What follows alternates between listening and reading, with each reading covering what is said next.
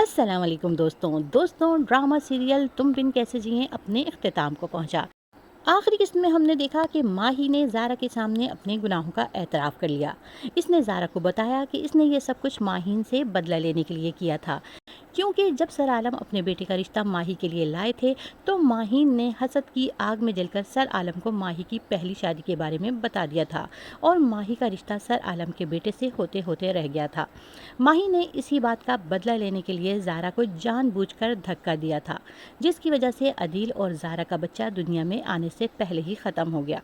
और यही नहीं, ज़ारा को घर से निकालने के लिए माही ने इस पर बदकारी का झूठा इल्ज़ाम भी लगाया ताकि वो दोबारा कभी इस घर में वापस ना आ सके। ये जानने के बाद कि ये सब कुछ माहीन की वजह से हुआ है, माही ने माहीन का बदला लेने के लिए ज़ारा के साथ ये सब कुछ किया था, ये तमाम बातें ज़ारा ने अपने तमाम घर वालों को बता दी कि किस तरह माहीन की वजह से उसे ये सब सहना पड़ा है। ये सुनकर ज़ारा के अब्बू ने माहीन को अपने घर से निकल जाने के लिए कह दिया और उससे कह दिया कि अब वो कभी उन्हें अपनी शक्ल ना दिखाए। माहीन लाख कहती रही कि इसने तो ये सब सिर्फ इसलिए किया था क्योंकि माही हर वक्त ज़ारा को परेशान करती थी, लेकिन उन्होंने उसकी एक ना सुनी। और जब माहीन वहाँ से अपने घर पहुँची तो वहाँ उसकी मेडिकल रिपोर्ट्स उसके शौहर और घर वालों को मिल चुकी थीं, और जिससे सबको ये पता चल गया था कि माहीन कभी माँ नहीं बन सकती।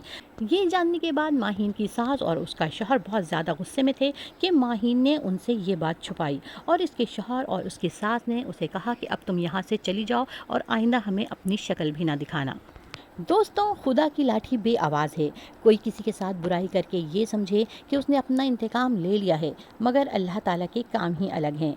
माही ने तो ज़ारा पर बदकारी का झूठा इल्ज़ाम लगाया था, मगर माही जैसी चालाक और होशियार लड़की खुद एक आवारा और बदमाश लड़के की झूठी मोहब्बत के जाल में फंसकर अपनी इज्जत गंवा बैठी।